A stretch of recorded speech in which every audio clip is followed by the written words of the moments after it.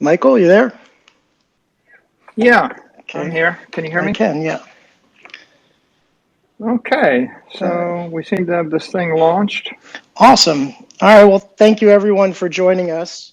My name is Eric Weiss. I'm joined by Michael Saylor, who obviously needs no introduction. The topic we'd like to discuss is Bitcoin as digital energy. So maybe since we don't all have a background in physics, maybe the best place to start would be, Michael, if you can kind of explain how physics plays an integral role here and kind of level set the room so that we can have a constructive discussion. Yeah, sure. I'm excited to talk about this because it pops up on Twitter sometimes, but it doesn't lend itself to 280 character tweets. And so getting in a back and forth with someone on Twitter over this subject just doesn't go anywhere. So let's start with the big idea, right? The entire universe is energy. Everything in the universe is composed of energy. You can't destroy it. All you can do is transform it into one form or the other form. The Bible starts with the phrase in the beginning, God said, let there be light. A lot of times we don't really think about what that means. But in fact, if light is energy, what it's really saying is in the beginning, we created energy. It's everything about us is energy.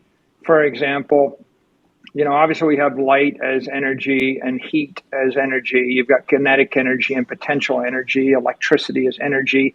Even sound is energy. Sound just a mechanical wave moving through a medium. And this idea of energy is normally applied to just like electricity, right? And sometimes we get more sophisticated. We apply energy to heat or potential energy, but it doesn't really figure much into the conversation over money and technology. Nearly so often we take it for granted. But I stumbled across this quote by Tesla, and he said, "If you want to find the secrets of the universe, think in terms of energy, frequency, and vibration." And it's such a deep, deep thought. And yet, and of course, he was a genius. But what does it really mean? I mean, most of the time we go to college, we study a little bit of physics and energy, and then we forget about it. Mhm. But when you start thinking about it more deeply, energy can be all sorts of forms. And if we get beyond the pure energy forms, one thing that I've noticed is that steel is energy in metallic form. Glass is another form of energy. Concrete and granite are other forms of energy. Even aluminum is a form of energy. I mean, and oil, wood, uranium, and natural gas all look kind of like they're actually forms of energy as well. But here's the big idea: matter is low frequency energy. And energy is what it is. But if I slow it down to a lower frequency, it starts to look like matter.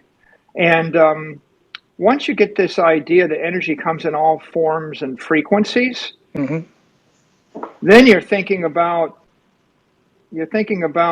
vibration. Vibration is kinetic energy converted into potential energy, like a spring that's bobbing up and down. It's vibrating because it's going from high potential energy, low kinetic energy to high kinetic energy, low potential energy. And that's why Nikola Tesla said that.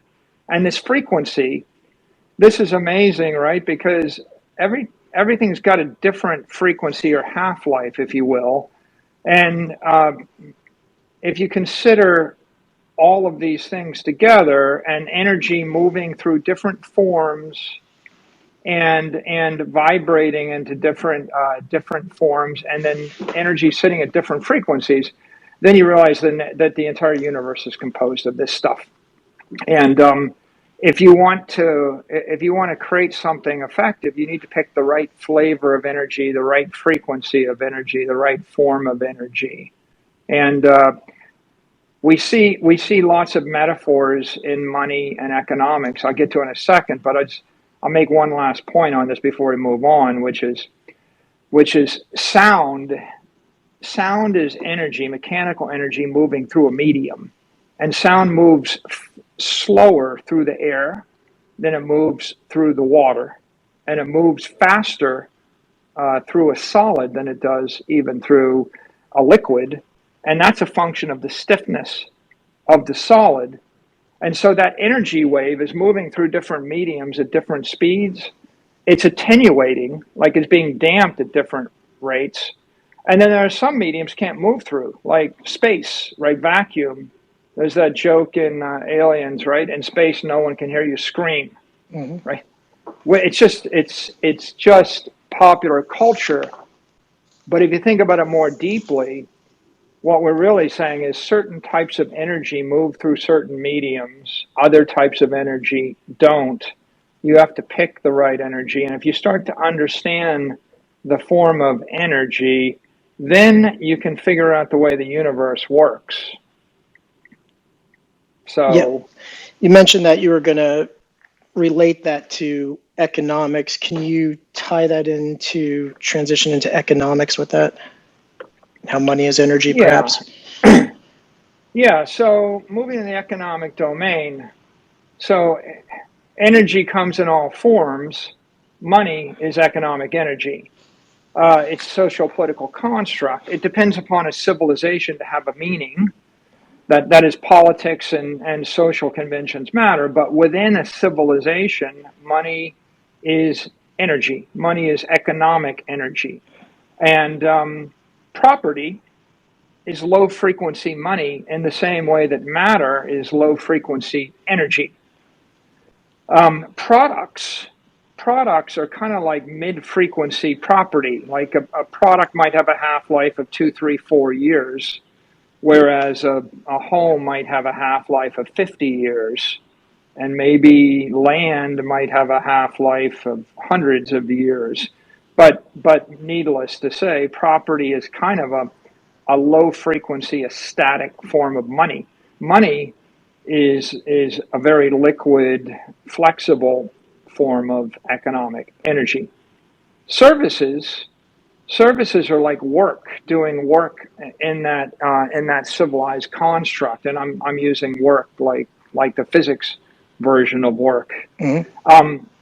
And so what you've got is you've got products, services, and property in the economy.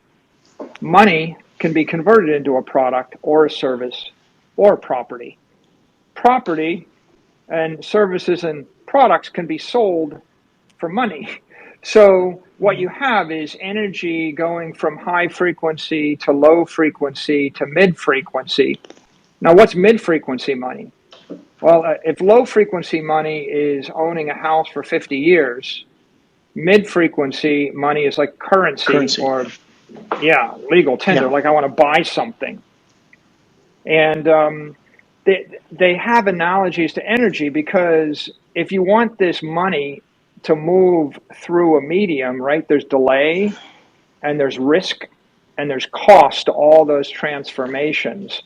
Just like it's easier to transmit some forms of energy, like light travels through vacuum pretty efficiently and sound doesn't travel Mm-hmm. through vacuum efficiently.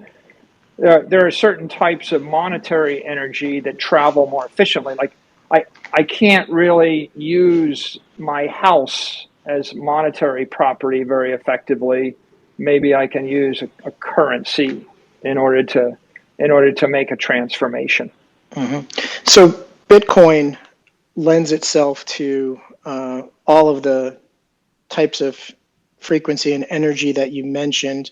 Maybe next, can you tie it together to Bitcoin and talk about Bitcoin as property, maybe digital money, energy, et cetera? Yeah, it's good. It's a good segue to what is Bitcoin. Well, I mean, Bitcoin is a scarce synthetic asset that can be moved on a network without a double spend.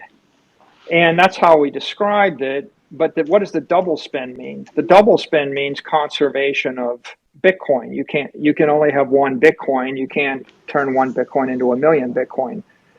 And so Bitcoin is information that respects the law of conservation of energy.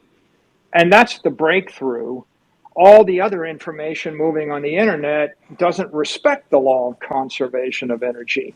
Mm-hmm. And so when we solved the problem of the double spend, and we created a conservative information asset, we created the equivalent of matter and energy in cyberspace.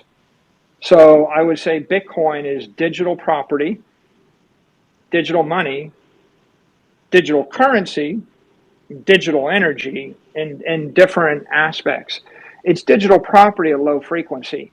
And by that, I mean, if you buy $1 million of Bitcoin with intent to hold it for a decade, it's digital property. Put it in cold storage. If, on the other hand, you're moving it every 2 hours to pay for an Uber or an Airbnb or a hotel room, it starts to look like digital money. And what if I move it 1,000 times a minute? Well, at some point, the difference between Bitcoin and other forms of money is traditionally other money moved at a fairly slow rate. Like coins don't move that fast, but even credit card transactions they don't lend itself. Nobody did 10,000 credit card transactions in a day. Right. So you don't think about shining 10 million photons of credit card transactions on anybody. So we really never thought of money or currency as energy before, because it was kind of mid-frequency, at the frequency of commerce.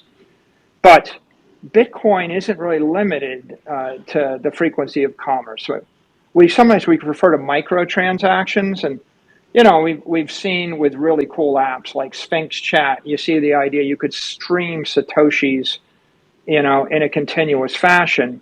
Mm-hmm. When you get to the point where you can go faster than the speed of a commercial transaction, now there's you got to think of it in a new way, and that's why I think high frequency Bitcoin is digital energy. You're going to have to put some more words around that, which I know is not a problem for you. Okay. So let's talk more. Let's dig more into it. Digital energy. Well, let's talk about a concept people would get: digital music. Okay. Okay, how do I create digital music? I have analog music. I have a guitar, I play it. I have a piano, I'm a singer, I have a band. So how do you create digital music from analog music? You create an encoded file. How do you create an encoded file, right, in a digital music format? Well, you have a microphone. The microphone converts sound energy, mechanical energy moving through the air, into electric signals. Now you have electrical energy, but it's still analog. You could run it right into a speaker, mm-hmm. but you didn't really get to the digital part. If you convert the sound energy into analog energy, and then you run it into an encoder on a computer, you can encode that to be a digital music file. So now you've got a file with digital music on it. Now, how do you convert it back into music? You send it over a network. Then you send it to a computer and you decode it on the computer. And then you play it either via a speaker, like that's a simple idea, or via peripheral, which actually creates analog music. An example of that would be like a player piano, mm-hmm. where you actually drive the player piano with a digital file, and you started with a piano on one side, you encoded the file, you send it to Tokyo, it comes out as analog music on the other side. There's no speaker. Now, the significance of digital music is I can create 1 million copies of that file, right? The greatest piano player in the world can play the piano in Steinway Hall, and then 10 million people can listen to what they played with almost perfect reproduction. There's no conservation of energy there. But a lot of times people say, well, Bitcoin can't be digital energy because blah, blah, blah. It's not really pure electricity. And I think an interesting point here to make is a digital music file digital music if I eliminate all the computers and all of the speakers in the world? Right? What is it then? Right? It's right. Yeah. It's like just a file, right? It's a if I obliterate the civilization, or if I take away the internet and the computers, the peripherals, and the speakers, then a digital music file is nothing. Now, what is Bitcoin? Well, Bitcoin is an encoded. Think of it as an encoded file by a computer, right? I create an encoded file with a computer, which is a Bitcoin miner, and with energy, like real energy, electricity. If you give me electricity and run it through a SHA 256 miner, I can get a Bitcoin. Just like if you give me a singer and run them and a microphone and you run it through a computer, I give you a digital music file. But where it's different is this becomes a conservative file. I can now send that over a network. I can decode it on an exchange, in this case, a fiat currency exchange, and I can convert it via a service, a retail service or an energy service or any other type of brokerage service back into either a product or a service or property. And so I start with $1 million worth of electricity. I convert it into a Bitcoin. I got $1 million of Bitcoin. I can either get it by putting pure energy into the network, or I can get access to the Bitcoin by paying $1 million for it. Now I've got $1 million of Bitcoin. I can hold it forever. I can send it. I can break it into 10,000 parts. I can send it to 10,000 places. I can reconstruct it. And then if I run it back through an exchange, the exchange is really converting what is digital energy into political energy, which is fiat currency, the yen or the dollar or the euro. So I convert from Bitcoin to yen. I convert from yen into a product on a retail site, or I convert it into 10 people working full time, or I convert it into a building or whatever I can buy with the thing. And so in this particular case, a digital music file is just a way to more efficiently move music, and digital energy file or a Bitcoin is a more efficient way to move energy. If our civilization ends, neither file is useful, right? The Bitcoin Right. is just a set of keys, and the digital music file is just an encrypted, set of stuff. But as long as the civilization continues, the metaphors are comparable. And of course, with digital music, you have digital music, digital maps. It works for all sorts of digital things. Digital communications, every one of them is an efficient way to transform analog to digital, speed everything up to the speed of light, move it friction free, and drive efficiencies. The significance of Bitcoin is we never figured out how to create digital property and digital money and digital energy. And in its highest form, the idea of digital energy is profound. It sounds like in these examples that you're laying out, the frequency, if you will, of our Bitcoin is increasing. Can you talk a little bit? It feels like we're going to need to tap into the Lightning Network here to keep up with the increased frequency of Bitcoin and not have it be a low or low frequency type thing. Can you talk about how the Lightning Network might relate to this as well? Yeah. Yeah, I mean, frequency is so important. Coming back to this idea, low frequency Bitcoin is property. If you want to buy a house, you're comfortable, you're comfortable with the transaction. You shop for a year, the transaction closes in 8 weeks, right? There's a fee, a transaction fee of 6%. Right, shuffling property is a slow and sometimes transaction intensive process, but you don't do it often. You buy a house once every 4 years or once every decade or something. Yep. So when I replace the house with Bitcoin and I buy Bitcoin worth a house, I can move that on the main blockchain, and I can move it. It could take an hour. I mean, it takes an hour, and maybe the transaction fee is $5. And when I'm using that layer one of Bitcoin, it's really ideal for the property use case. But when you want to get to money, commercial frequency, then you don't want to take an hour and you don't want to pay $5 a transaction or $2 a transaction. And when you want to move to energy, the energy case where I might want to do 10,000 transactions an hour or a minute, right? Mm-hmm. Like, I ask you, how many photons fall on your head when the light bulb is on when you're in the room? Think about the real rate of energy. You go to a party and I turn on the lights and I start playing music, and think about the flow of energy there, right? We're not talking about 10 transactions an hour. We're talking about 10,000 transactions a minute or 10,000 a second even. So we need that high frequency. Whereas Bitcoin is an open protocol for moving digital property on the main chain or moving the core Bitcoin. Lightning is an open protocol, permissionless open protocol to move digital energy, basically move Bitcoin at the speed of light with no friction. Bitcoin is an open protocol that's permissionless to move Bitcoin at a slower speed with a little bit of friction. The primary goal of the Bitcoin protocol is to protect that digital energy for 100 years, right? What we're trying to do is we're preserving it as property in some kind of stasis, like a vacuum pack stasis for 100 years. And the goal of the Bitcoin blockchain or the Bitcoin protocol is I want to store it forever and keep it secure with integrity. The goal of the Lightning protocol is to allow you to move it super fast at the speed of light with no friction. And I'm going to achieve that by decreasing the amount of energy in the network or in the channel while I'm doing that.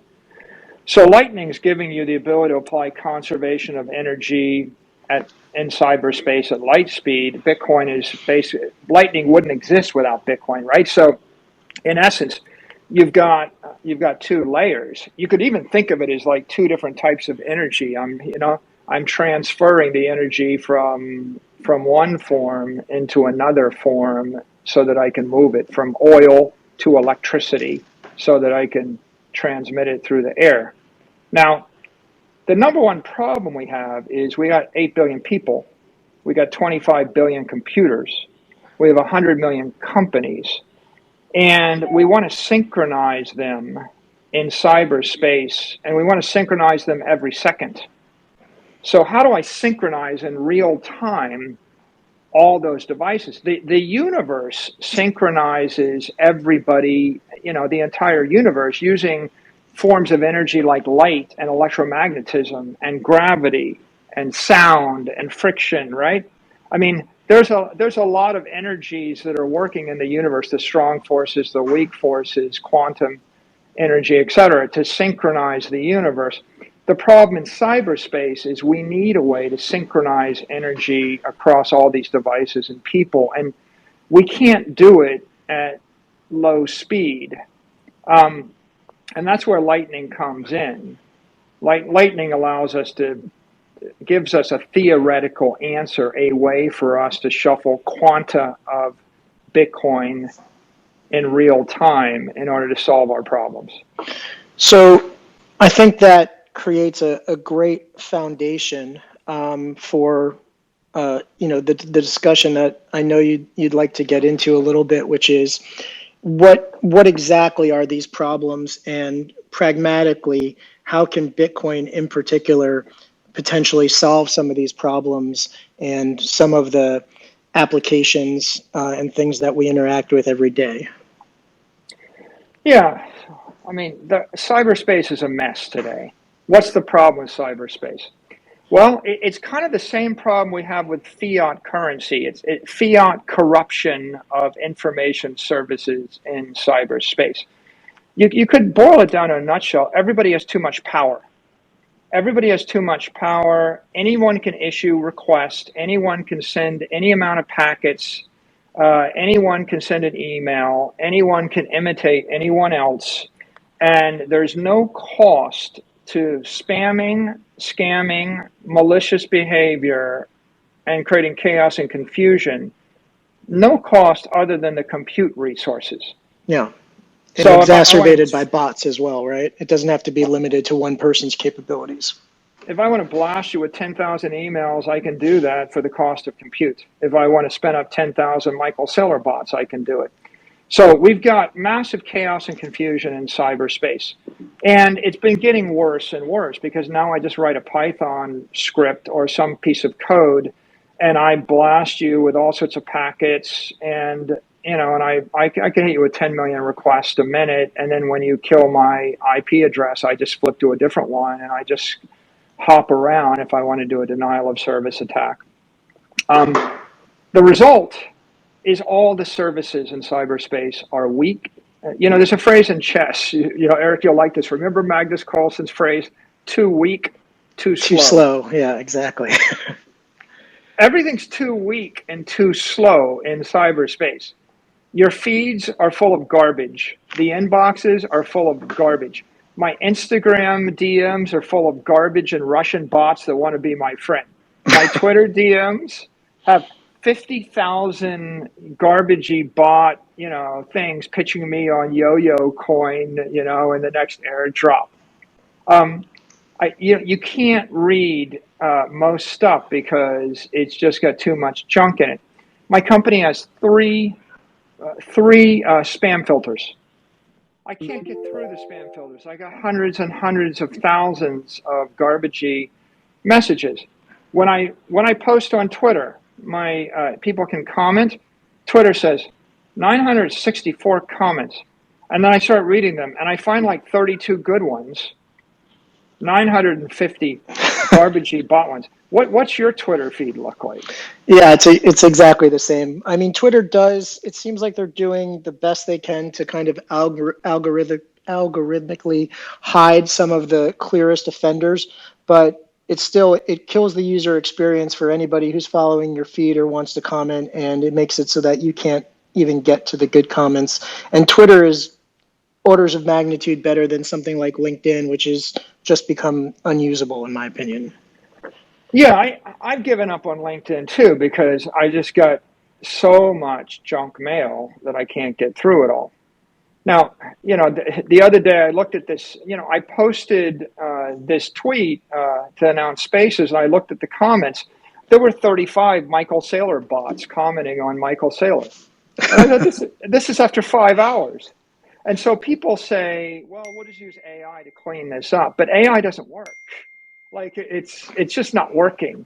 And the reason it's not working, I mean, among other reasons, there's no economic cost or civil liability to either action or malfeasance. And this is the problem in cyberspace. Now, in real space, right, the universe solves the problem with concepts like gravity and friction and conservation of energy, right? And if we take away friction and gravity, it's kind of hard to play a game of basketball, right? Right. Very difficult. So these existing services that we're using, they're breaking down and they're becoming toxic, not just to the users, they're becoming toxic to society. Like we can see how toxic this has become. People talk about all the problems on social media right now. It's a source of congressional hearings. And we can see it on Twitter, but you can also see it on YouTube. Let's take YouTube. Eric, 4 weeks ago, I was getting 50 Michael Saylor YouTube scam live videos every week where Michael Saylor is offering to give away free Bitcoin, and there's 15,000 people listening. 15,000. Yeah, it's out of control. So here's an interesting question for you. How many do you think I'm getting this week? I mean, it doesn't stop. I've sat next to you and seen you can't even get to the content that you want, your actual text, your actual emails, your actual messages. It's really unmanageable. I went on YouTube the other day and there were 4 Michael Saylor scam videos in my feed offering to give me free Bitcoin. Now, you could think, well, maybe I'm ignoring this. People always send me messages. Why don't you report this? Well, the answer is I have 3 teams of people in Europe, in the Far East and the US that are scanning 24 hours a day, 7 days a week and reporting them every 15 minutes. And I got 1,550 of them posted last week. Every 7.5 minutes, someone posts on YouTube, and they managed to get 15,000 live listeners. Now, are they really 15,000 people listening to Michael Saylor give them free Bitcoin? I doubt it. Probably not, but there's no penalty for them doing this. And if they have one success, it makes it all worth it. Yeah, they're very motivated, right? I mean, thinking of, because we keep taking them down every few hours, and they keep putting one up. But what they've got is they've got some Python script that just spins it up. So again, no cost to corruption. So how do we clean up cyberspace? Bitcoin is the solution. Yeah, Bitcoin is the solution. This is the really big idea, right? A lot of times people fixate on Bitcoin as Bitcoin is an inflation hedge. Okay, that's your Bitcoin is digital property. Bitcoin is cryptocurrency. Well, that's Bitcoin is digital money or digital currency. But I just want to move the conversation forward to the next thing, which is Bitcoin is digital energy, and it's the solution to cleaning up cyberspace and also creating the next generation of killer applications.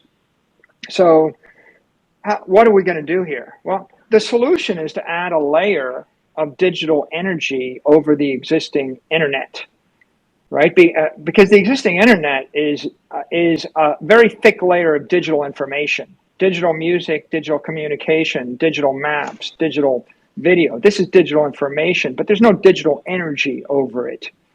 And Bitcoin is digital energy. And so that means Bitcoin introduces truth and consequence into cyberspace. And that's the big idea. We can introduce consequences and trust into cyberspace. And I think you want the best example. Let's come back to our Twitter, right? Here's my pet peeve, right? Here's the question. How many people on Twitter would like to get verified, Eric? I would imagine most, except for those that are some version of anti-establishment. Yeah, so, well, and let's say it this way. What if I could verify you, but you didn't have to dox yourself? Yeah, that's the problem with it, right? There's no verification with anonymity. And so what everybody wants is they want the privilege of verification, but they don't want to be doxed. And how long does it take to get verified? Well, I can tell you, I tried to get verified on Instagram, and I had 1 million followers on Twitter. It took me like 6 weeks to get verified on Instagram. It's very painful. I think the black market rate for a blue check is like $20,000, $30,000, $40,000. People will pay. You didn't pay 20 grand for a blue check, did you? I did not. Okay. I did not. I pulled lots of strings, but I did not. Okay. Good. But here's the big idea. What if Twitter introduced an orange check? And what you do is, what if anybody could basically download a Lightning wallet, put 100,000 Satoshis, which is like $47, and we can make it 50,000 Satoshis or 10,000 Satoshis. It could be any meaningful amount of money between $5 and $100. Let's say 100,000 sats. 100,000 sats in a Lightning wallet, you go to Twitter, and instead of sending it as a tip, you actually just post it as a security deposit, and Twitter, 15 seconds later, gives you an orange check. No docs. You don't have to, no credit card, no real name. All I'm doing is I'm just putting on deposit the equivalent of like $40 worth of Bitcoin. You're posting an insurance policy that says you're going to behave in a civil manner. Yeah, like putting your credit card behind a bar or a credit card behind the bar, or giving a credit card to check in a hotel room or to rent a car. But here I'm posting a security deposit. Now, Twitter just throws a switch, and instead of saying only your followers can post on your tweets, now you could set a little button where you say only people that are verified with orange checks can post on my tweets. Like a little orange check. Yeah. You want to DM me? You have to have an orange check. You want to join a Spaces? You have to have an orange check. If you want to like what I said, you got to have an orange check. right? You could simply clean the feed by saying orange check. You could say orange check and blue check too, but the truth is I'd rather have orange check because blue checks get hijacked sometimes. Okay, so now you basically put an orange check. You have to be cloaked in a cloak of orange energy in order to engage on the platform. Now what happens next? Well, if you violate the rules of the platform, maybe by doxing me, or maybe by trying to phish, maybe you try to attack me with a phishing attack, and you post a phishing URL underneath a post of mine, and I report it. Mm-hmm. What happens right now when you report a bad tweet on Twitter? Nothing that I can tell. Maybe. Yeah, it's like maybe something, but it doesn't seem like much of anything. There's no punishment. I mean, maybe No. the worst case is after you get reported 3,700 times, you lose your account. The other day I sat and I tried to read my DMs, and so I spent 15 minutes deleting junk messages from bots. It took me 15 minutes of my life. The consequences for them? Nothing. Consequences for me? 15 minutes lost. So the current situation is the human being has to pay in their life and time energy in order to try to do something good, and the malefactor doesn't suffer. But if we just flip this thing to orange check, then when you get reported, if you lose the account, you forfeit your security deposit, and there goes your 100,000 Satoshis. Right, which an individual might be willing to do, but it certainly eliminates kind of a bot mentality where they might be doing this many millions of times. They're not going to lose, even if it was like $1 worth of sats, they're not going to lose $1 million worth of sats to be annoying. Yeah, the consequence for an individual are, well, you have to post $20 once every year or once every decade in order to get full privileges and get verified. And look, if you get into my DMs and try to phishing attack me, or you threaten me in a hostile fashion, and I report you, then maybe you deserve to get maybe a small fine, or 1,000 sats, or 10,000, or 100,000, or whatever, or lose your privileges, right? The platform already has the protocol. That is to say, Twitter and YouTube already have protocols for taking down malicious accounts. That's not the problem. The problem is there are no economic consequences when they get taken down. So if you post this orange check security deposit, now blocking, reporting, losing your account has economic consequences. It's the same as saying we're bringing civil liability into cyberspace. Well, I think it solves another problem as well for the platforms. The platforms, I would imagine, would want to solve this problem if they could, but they don't have the resources as well. So by implementing this orange check system and empowering people with orange checks or well-intentioned users to report bad actors, you've empowered everybody on the platform to kind of police it and make it a better place as well. Yeah, that gets us to a very interesting idea, which is this changes the business model of these social media applications, and it also introduces incentives for virtuous behavior. So at least I'd be a lot more energized to know that when I reported someone and they lost their account, there was a punishment. But also, the platform could basically split the fine like 50-50 with the reporter. Or like if 37 people report a bad actor and the bad actor is attempting to phish or is a malicious actor, then maybe the 37 people split half and the other half goes to the platform. And what you're doing is you're monetizing malicious behavior and you're incentivizing virtuous behavior, and it's one thing to get paid to play a game, okay, I'm okay with it, play Axie Infinity and get paid, but wouldn't it be better to get paid to clean up Twitter or clean up YouTube and eliminate malicious imposters that wish to, destroy your life, right? Yeah, Or steal your money. it also turns the platforms, one of their largest cost centers, into a profit center, revenue generator. Yeah. Like I think that it's the idea that I'm just going to throw infinite power at scanning all the feeds to try to get rid of the bots. It's not working. No. Like, it's not working because I'm reading my Twitter and I'm seeing that 90% of the comments in my Twitter are bots that are at best just nuisances, and at worst, they're hostile and malicious and offensive. It's not working in my DMs. It's not, and if we take this bigger idea, it's definitely not working on YouTube, right? It's not working because YouTube's full of this malicious behavior. It's not working on Facebook. It's not working on Instagram, where I can't read messages on Instagram. It's not working on Office 365, where I've got hundreds of thousands of spam emails. It's not working on LinkedIn. It's not working on the internet because Akamai's got an entire business protecting you from denial of service attacks. Right? It's not working right across cyberspace and the Tenders and the Bumbles and the like. It's just there's so much garbage being sent. It doesn't work for Telegram and WhatsApp and other messaging platforms because I have employees that are getting messaged by me. Actually, they're not me. They're fake me accounts that get spun up, right, on WhatsApp and all these other accounts. So you've got spoofing, you've got phishing, you've got spamming, you've got scamming. It's getting worse, right? Congress is afraid to allow teenagers to be on social media platforms, right? 65-year-old man can imitate an 18-year-old quarterback. It's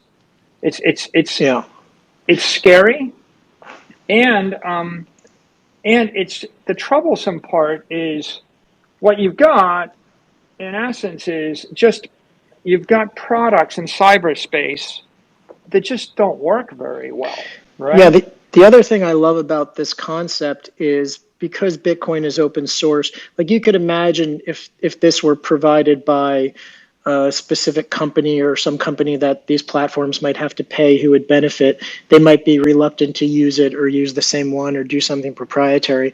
But since it's open source, it's truly like a public good that they can all embrace and all use, Bitcoin and sats to do this. And because like the transaction fees are, non-existent or de minimis, you can do it for small amounts of money, whereas like in the past, credit cards or something like that would have never worked for something like this, not to mention credit cards kill your anonymity and dox you. Yeah, so I mean, credit cards, why can't we do this with credit cards and blue checks? Like, why can't we do this with that? And I think you put your finger on it. They're 20th century ideas. The 20th century banking system is too slow, too expensive, not scalable. The 20th century credit card system, it's slow, it's expensive, it's not scalable, it's elitist, it's fragile, it's insecure. How? Like it's going to take 60 days for final settlement on the credit card bill, right? You can't do a credit card charge of 1 penny or 5 pennies. You certainly can't stream 19,000 credit card charges an hour, right? So it's too expensive. Billions of people don't even have a credit card. And so this is an example of dollars moving through the credit card network are almost like sound waves moving through the air.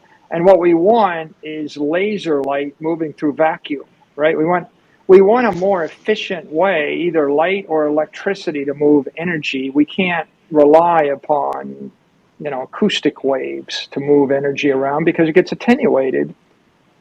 And, credit cards, like lots of people can't get them. Lots of regimes can't clear them.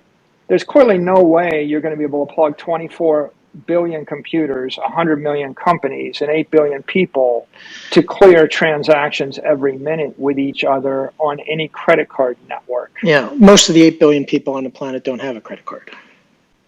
Yeah, and they're not getting verified with a blue check either, right? I mean, right. So how do we, and even if we did that, right, it's just, there's this idea, a bigger idea, which is instead of I pay $20 an hour once, that's a one transaction. What if I want to simply put an aura of trust around myself as I move through cyberspace? Like a halo. I want to put an orange halo over everybody in cyberspace. And the orange halo means you're creditworthy. you're a human being. If you're not a human being, then you're a well-endowed bot, but you're willing to pay the civil penalty for transgression. And like coming back to my Michael Saylor Bitcoin giveaways, I almost wouldn't mind if these Eastern European hackers, if they actually paid $60,000 to spin up 15,000 fake YouTube accounts, and then every 7 minutes they forfeited that when we reported them, and they're generating $60,000 every 7 minutes, and they paid hundreds of thousands of dollars an hour to do this.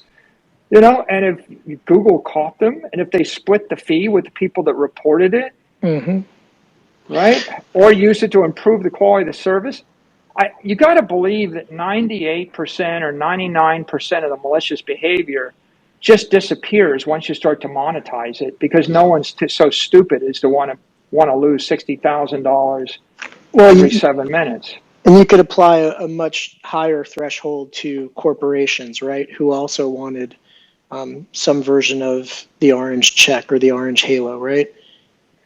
Yeah, I mean, and it gets us almost to a discussion of opportunities here, right? What are the opportunities? Well, if the orange check is 100,000 Satoshis, how about a green check for 1 Bitcoin? What about a purple check for 10 Bitcoin? Like, you're like, well, I don't want to post 10 Bitcoin. Well, I think, would Goldman Sachs post 10 Bitcoin? Right. Would Merrill Lynch? When I'm complaining to my IT department about these hackers on YouTube, I say, how come Citigroup isn't running these fake giveaways? I'm like, what do they do? Right? I mean, like, how do I get to the stage where Goldman Sachs or Citigroup, I mean, the U.S. government, right? If you're a government or you're a bank, anybody that's asking me to send them money ought to be willing to post 100x that much money online, right? Or 1,000x that much money. So, your Twitter, you could have blue check, green check, orange check, purple check. Right now, they don't make money on blue checks. It's a cost center for them. Flip it around and turn it into a revenue center. If you did it like that, what happens when 100 million people post $50 each? Right? We're talking about serious amounts of money. Yeah. Right? $5 billion worth of Bitcoin. What happens when 100,000 businesses post 50,000 each? You would end up with these entities having $10 billion worth of Bitcoin sitting in custody. Then you could start to monetize them with fees or fines. Maybe you give higher levels of service. If you want to actually host a 25,000 person spaces, maybe you got to actually post, a higher degree of collateral to do that. And pretty soon you're starting to look like a bank in cyberspace, and you could even syndicate that, right? Like, maybe I take my Twitter orange check and I use it to log into to access other accounts. Right. Mm-hmm. This is an opportunity for Apple or Google, right? You got the login with Apple or login with Google option.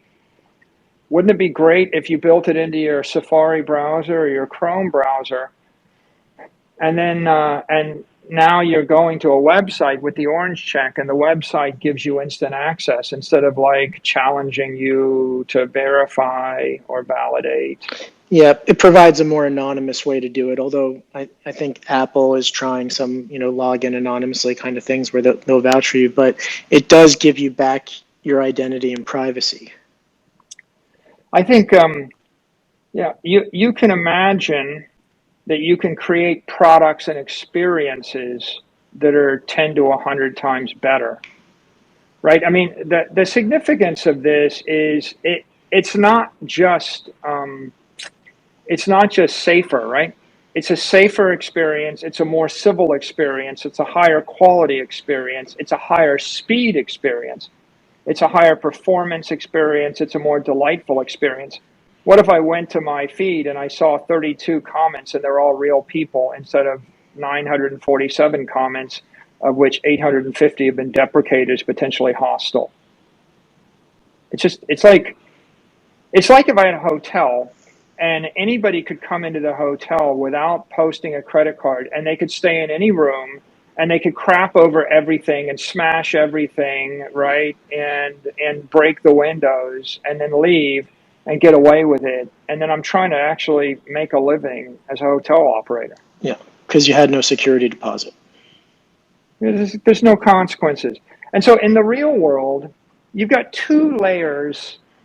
You've got two layers of truth and consequence, right? You've got the laws of physics, which say that there's a limit to how many hotel rooms you can smash up, only one at a time.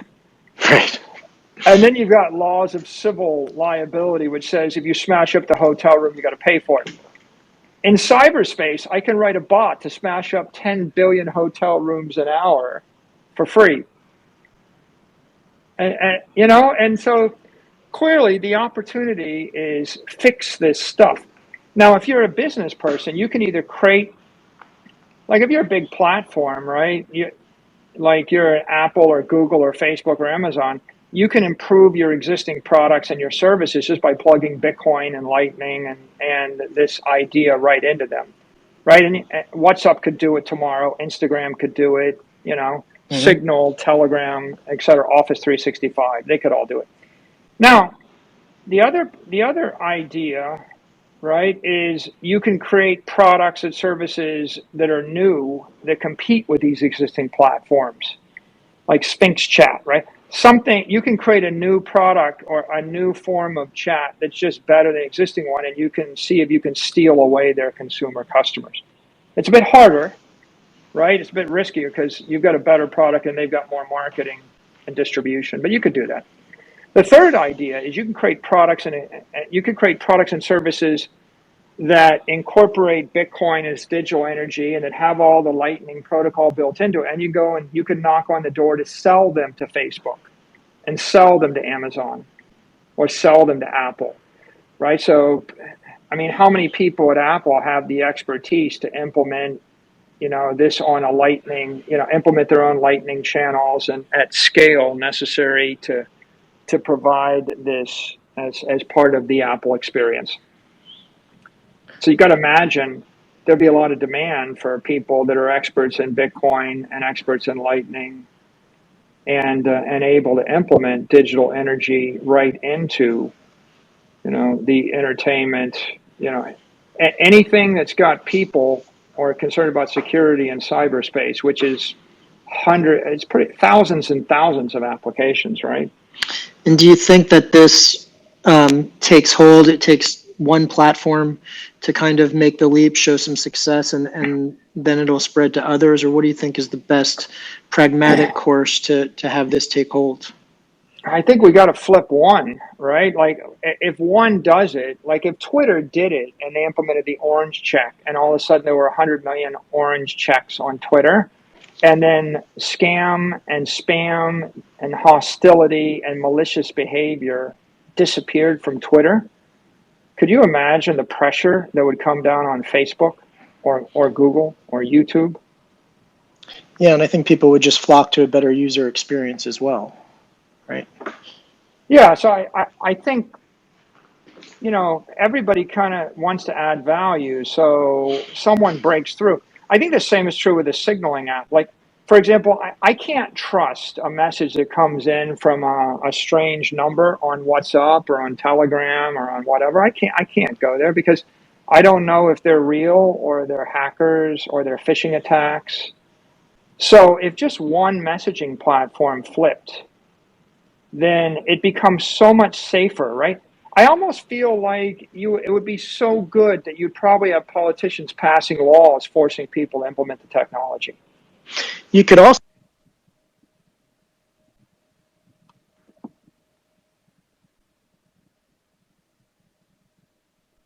want to take. Hey, Eric, I lost you. Can you say that again?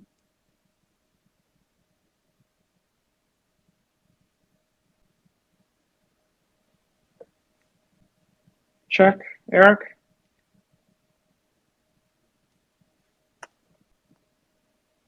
Well, 1 second. Hey, Eric, can you hear me?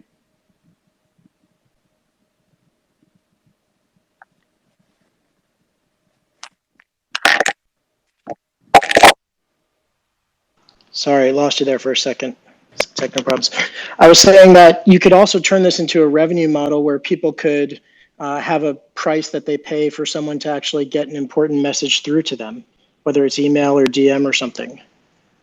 Okay. Yeah. Sorry. So maybe it was me that failed, but yeah. So I hear your message now. Can you hear me? Okay. Yeah, I can hear you. Yeah. I think that when you start thinking about the spam applications, then you could imagine just charging people 10 satoshis to send you an email or to send a direct message. Or you could even convert it into a model where if someone wants to message me, they have to pay 1,000 sats in order to do it. So I could increase the threshold of engagement and messaging at the microtransaction level, and the result of that would clean up the quality of the experience, and it would create a new revenue model for influencers or just for participants in general. I think the sky's the limit as to what happens. It's an incredible concept. And you can start to envision kind of where you started the conversation with, kind of a cloak of orange and, light, let there be light being kind of, the first form of energy and the key to the universe. You can start to envision how that orange ray of light kind of, over the entire internet starts to protect people and bring about civility. Yeah, one metaphor that I keep thinking about is once you understand that light is energy and sound is energy, then you think about a typical party. And if you want to have fun at the party, first you got to get into the party. Then maybe you post a credit card or you set up a tab at the party. The lights come up, the music starts playing, right? It's all fine, but the party ends when the light turns off and the music turns off, right? When the lights go down and the music is off, the energy has left the party, and you got to leave. And what we're talking about here is maybe lighting up cyberspace, right? Just Yeah. create. The glow is coming from maybe the purple check tells you that it's safe. Yeah, heck, you could even set it up where the purple check says it's safe, or the purple check is streaming sats to the participants, right? And the orange checks are safe and they're vetted, and everybody just feels kind of secure. Yeah, it's got amazing like parental control applications as well. And it could also just expedite someone's experience on the internet. You can travel from, if you have that orange check, you can travel from one place to another which with less friction. Yeah, I think so. So so that's the idea, That was great. I want to check. Do we have any people that wanted to ask some questions? Let's see. Well, we got a few requests. Go for it. I'll bring a few people up on stage. Tomer, I see you. Hi there. You have a question? Yeah, one very quick observation on what you're saying, and then one question for you to ponder and respond to. Because we're talking about using Bitcoin's proof of work as a filter against spam, which is ironic because that's what when Adam Back invented proof of work, he invented it as basically an email spam filter technology that would just be too much effort. And so just the cute irony of it is he was on the right track. He just had to first invent all the money in the world through proof of work, and then it would work, which is, I think is cute. But what I really wanted to ask is, I was thinking the other day about all these bots, and you've been talking about it, and these bots are so hostile. And I'm a big science fiction fan, and I know Isaac Asimov wrote all these novels about robots in the 50s and 60s, and he had these three laws of robotics. And the first one was that a robot may not injure a human being, or through an action allow a human being to come to harm. And we're just nowhere near that. Can you imagine if what's going on in cyberspace was taking place in physical space with robots that people were programming to just basically try to rob everybody that they can. this is kind of a really interesting solution that we're talking about, which is making it expensive to harm somebody, and so you quickly run out of capital if you're trying to do harm. And you were talking about robots, and so this was just this was kind of the thing on my mind. Is like, have you have you thought about it in this context at all? Do you see that we're going to move in a lot of this automation outside of the realm of cyberspace and into perhaps more dangerous reality with these robots? And is this a solution that applies there Well, too? quick comments are, first, I do believe there's a delicious irony that proof of work eventually creates digital property, which becomes digital money, which becomes digital energy, which we can then use to eliminate spam in a flexible, high speed, lightning fashion. I think that's ironic, but it totally makes sense, and it made me very happy to see that happen at the end of the day. And the second is my I believe, again, in the real world you have physical liability. The laws of physics say you can be in one place at one time. You have criminal liability. You know, you kill someone, you suffer, and maybe there's someone there. You have civil liability, right? And all of those things create a world which is a lot more rational than the cyberspace world. I mean, it's irrational if there's irrational political rules or political policies apply, but I don't think the low hanging fruit is to fix the politics in the universe. I think the low hanging fruit is to fix the maliciousness and the hostility in cyberspace, in the metaverse, if you will, and it all comes. You know, the one thing that Bitcoin has put their finger on is that the source of malicious behavior, or is fiat, unlimited fiat. What is fiat? Power, right? Unlimited currency creates problems, but unlimited power in cyberspace creates problems. And so I think that that's where we're going to clean things up. And the way you remember in the Matrix where they say if you die in the Matrix, you're really dead, right? And that's the big idea in future science fiction. If you really want to bring the metaverse to life, or you want to bring cyberspace to life, there has to be consequences. People say Bitcoin brings time, it brings truth, it brings consequence to cyberspace. And the consequences come if you represent that you want me to send you a Bitcoin. You need to post 10 Bitcoin collateral, right? That you need to cloak yourself in some amount of energy, which is an order of magnitude greater than the damage you're going to do by me trusting you.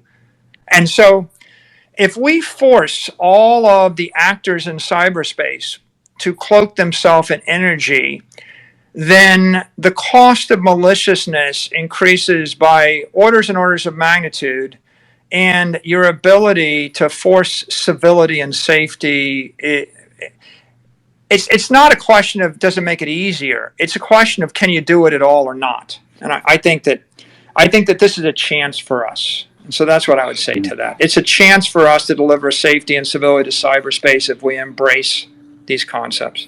Yeah, that's amazing. And this is one of the things that actually, to do this widespread, requires mass adoption of Bitcoin to clean up the internet. And so, interestingly, again, in maybe an ironic twist, it'll be the desire to actually solve the spam problem that leads to the mass adoption of Bitcoin, rather than the current the medium of exchange thing. And I think the great idea here, or the great promise is, we can start it as a virus. We don't have to get all 1,000 platforms to adopt it simultaneously. All we have to do is get anybody to adopt it, even optionally. It doesn't even have to be mandatory. If you said tomorrow people on Twitter can get an orange check if they post 100,000 Satoshis, I would think you would get millions of people that would start to do it voluntarily. And then we'll start little orange virus that'll just spread, and it'll go from 1 million to 10 million to 100 million to 500 million to 1 billion to 2 billion to 3 billion, etc. And it'll ripple. And that's the idea. Launch a virus as a killer application on the Lightning Network. So I guess, Alex, you have a question next? Yeah, I was wondering, how do we ensure that this sort of actual DeFi application of Bitcoin isn't co-opted by this other asset class of cryptocurrencies and some venture capitalists who tend to be at the top of these social media platforms, kind of squeezing their coins in the space and making, I don't know, like ETH or something else, the insurance policy on your verification. Well, Bitcoin's a layer one, and it moves slow, but it's secure and has integrity, and it's the dominant network. All the other cryptos are trying to be they're all relying on a token that's layer one. And so the fact that you decide to have a token is going to, almost by engineering design, slow you down by orders of magnitude versus Lightning. The thing that makes Lightning fast, that's a great pun. I just made that up. The thing that makes Lightning fast is that it doesn't rely upon its own token. It's relying upon the underlying Bitcoin blockchain. And so you can generate something that's orders of magnitude quicker by scaling the amount of energy that gets moved. So I think it's going to be a very competitive.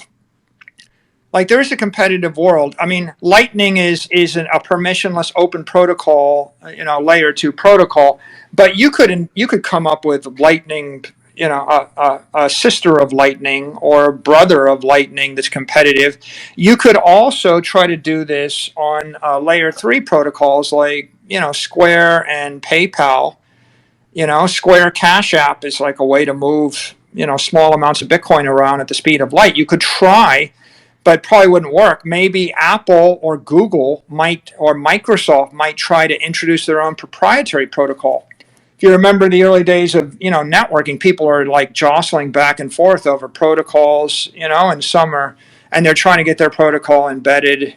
And there's lots of maneuvering. So I think that there'll be lots of maneuvering, but I rather think that the competitor to Lightning isn't so likely to be another cryptocurrency because they're all, relatively speaking, low performance and insecure. I mean, they're slow. They're slow compared to what you can do on a centralized network. And they're slow, I think, compared to what you can do on Lightning. And so Lightning is going to beat them on an open permissionless basis. But, the whole idea is Bitcoin is digital energy, right? Lightning is the open protocol for moving it around, but there are other protocols. And if Lightning failed tomorrow, there'd be Lightning 2.0, right, or something. And I could imagine a world where AWS and Azure, their websites are trading with each other, and they're hitting each other with 10 billion transactions a minute, and they're actually using Bitcoin to settle up the energy equilibrium and to solve the problem of denial service attacks and the like. But then they're settling with each other on the Bitcoin blockchain themselves. I mean, exchanges settle with each other on Bitcoin blockchain, like OTC desks and big exchanges. But what's to keep AWS and Google Cloud and Azure from settling with each other on the underlying Bitcoin blockchain? Or they might come up with their own proprietary protocol. Will it be the Apple? Will it be the Google? I mean, those will all be proprietary layer 3s. I kind of feel like it's a very competitive market. It seems obvious to me that the clear choice is Lightning to be the open digital energy protocol, but there'll be competition, and it's not going to happen by itself. We're going to have to go out and implement Lightning, and we're going to have to convince Apple and Google and Microsoft to plug Lightning into whatever they do, and who knows if they won't wrap something else on top of it. I'm not so worried. I wouldn't worry about like the other cryptos co-opting this. I mean, the truth is the other cryptos have a life because they're offering technology, functionality, speed and performance, and they're offering the promise of some new functionality. Once once we start to deliver that functionality using the digital energy of Bitcoin on the Lightning Network, I think that the venture capitalists will avalanche into the Lightning ecosystem, because these are all real cool things that they want to finance and they can see a way to make money on. I just think they just need to understand.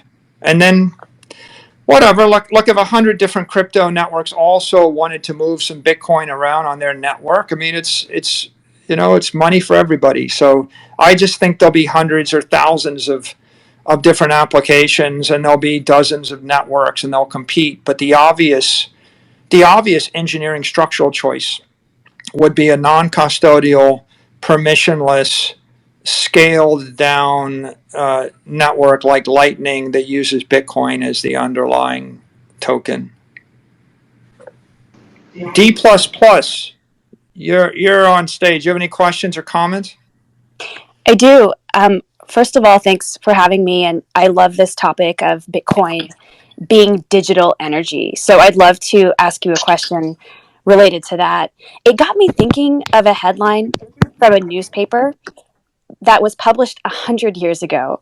So almost down to the day, we are celebrating the 100-year anniversary of a newspaper article published by Henry Ford, who, of course, was the founder of Ford Motors, and he predicted Bitcoin.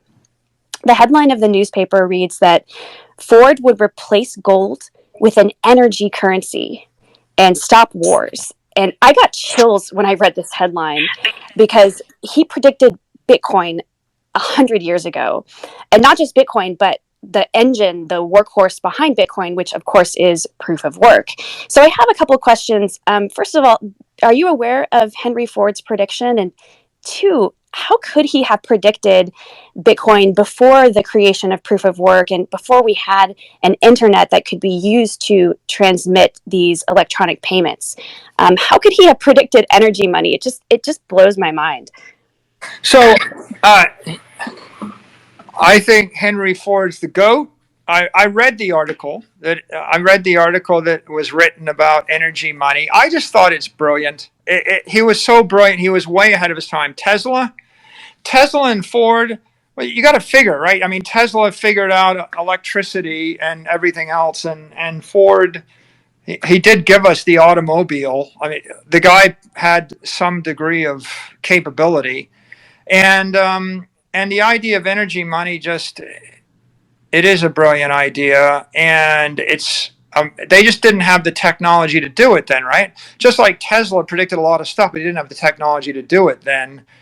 And Ford was he was kind of against World War I, or not in favor of it, and he took a lot of heat for being against it, for having a politically incorrect view. But I think now, in hindsight, we look back and we think, wars tend to do a lot of damage to the civilization. And, so I'm a big fan of Ford, and I do think this is energy money. I think this is better energy money, but this was an idea I was thinking. I think he realized the problem with gold, and it needed to be replaced with something better than gold. I think, obviously, if we won't eliminate all strife in the real world with Bitcoin, just half. We can't solve all the problems, but I feel like we can solve half the problems, right? And that's what's interesting.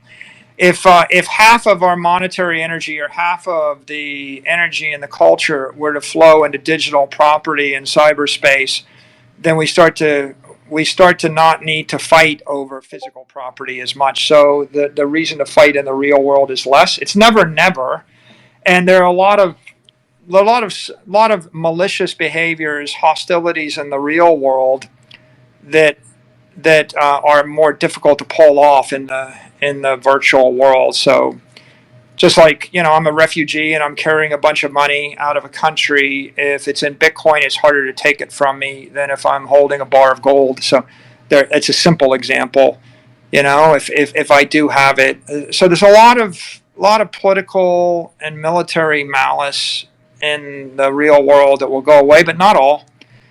And on the other hand, there's a lot of joy and delight. You want to delight your customers. We can create delightful products by wrapping them in digital energy. And I think that oftentimes the Bitcoin narrative is a narrative of you need Bitcoin because this other thing is defective. Like the currency is defective, so you need Bitcoin, or politicians, and political movements are defective, so you need Bitcoin. You can't trust your whatever, you need Bitcoin. That's the running away from something. But the technology narrative is all about running towards something. Like, wouldn't you like digital music for everybody? Yeah. Wouldn't you like digital maps? Everybody loves technology. It's apolitical.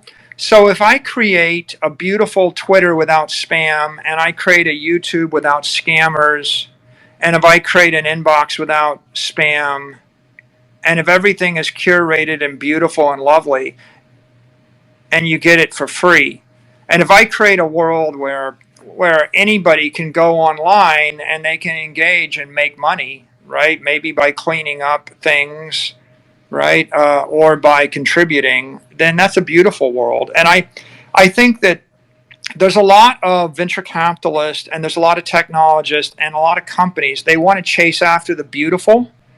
They don't want to fix the ugly, unless it's part of their product and they can fix it.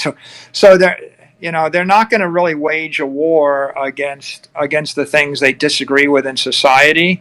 But what they will do is they'll invest huge amounts of money to bring beautiful things into the world.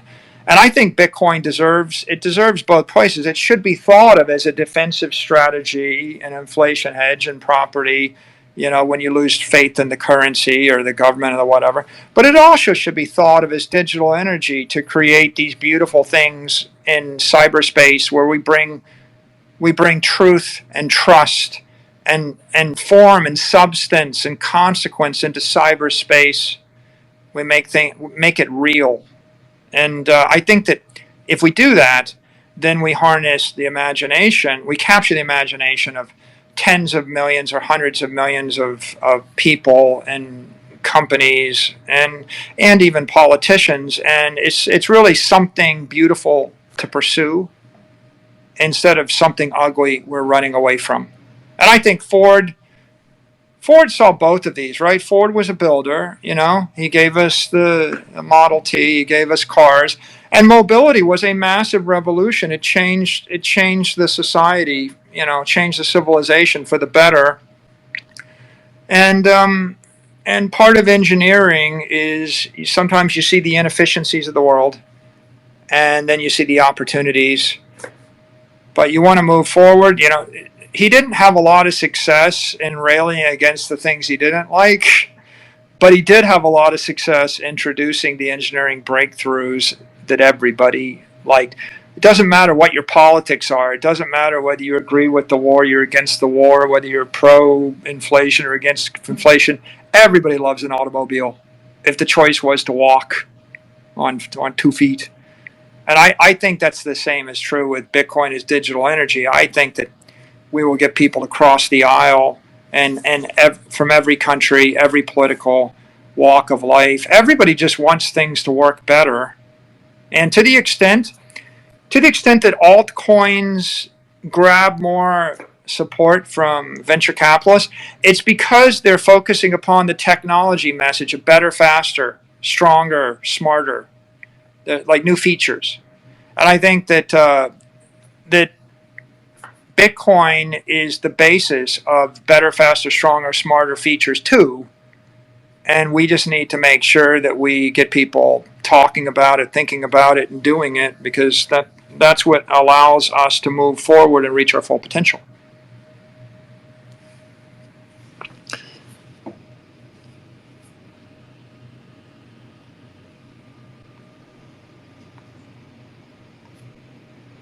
Any other questions from anybody on stage? All right. Okay, well, I guess we'll just wrap it up here to let everybody go to dinner or wherever they're off to, depending on your time zone. That was great. We Thanks, appreciate Michael. you zooming in with us today. Appreciate it. Thanks, everyone. Appreciate it. Thanks so much.